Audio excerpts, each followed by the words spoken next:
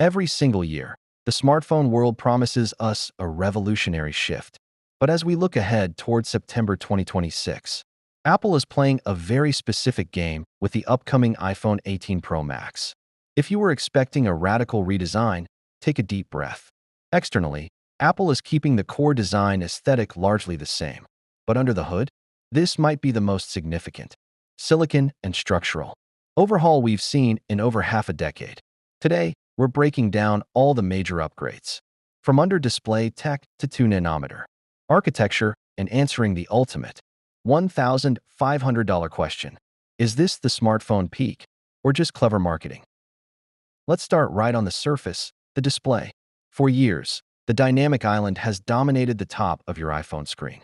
Love it or hate it, it took up real estate.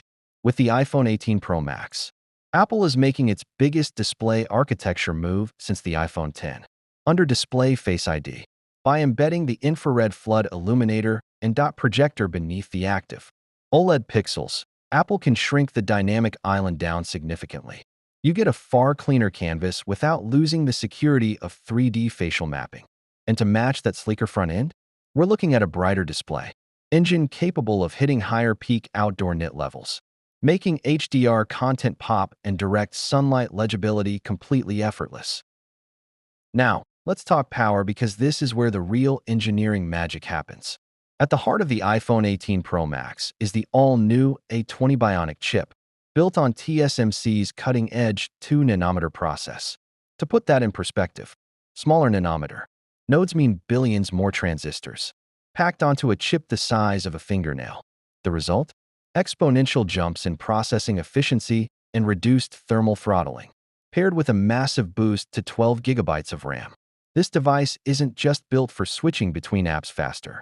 It's designed to run heavy on device, artificial intelligence, models directly in local memory, without needing to ping a cloud server every time you ask a complex query. For over a decade, Apple has relied heavily on third-party suppliers for critical connectivity components. The iPhone 18 Pro Max marks a massive milestone in Apple's push for total silicon independence. Say hello to the Apple C2 modem and the Apple N2 chip. The C2 is Apple's second-generation in-house cellular modem, fine-tuned specifically to optimize battery consumption during heavy 5G data usage. Meanwhile, the N2 chip acts as a dedicated wireless processor, managing Wi-Fi, Bluetooth, and ultra-wideband protocols with ultra-low latency. When one company designs the main processor, the modem, and the wireless controller to talk directly to each other, the energy savings are huge. Cameras have always been the Pro Max's primary selling point, but this year introduces a hardware feature content creators have been begging for: variable aperture. Up until now, smartphone lenses have had fixed physical apertures, relying on software processing to fake depth of field. The iPhone 18 Pro Max introduces physical iris blades that expand and contract. Want pin-sharp landscapes with everything in focus? The lens closes down. Need cinematic, natural background blur, or ultra-low light intake without digital noise? The aperture opens wide up. Combine that with an upgraded 18MP front-facing camera for ultra-crisp vlogging and video calls. And this setup shifts the iPhone closer than ever to dedicated mirrorless cameras. What good is all this power if your phone dies by dinner? Apple is packing a massive 5,567 milliamp hours battery inside this chassis, one of the largest ever placed in an iPhone. Combined with the 2 nanometers chip efficiency, this phone is built to comfortably deliver true 2-day battery life for average users. And if you find yourself off the grid, we're moving beyond simple satellite text messages.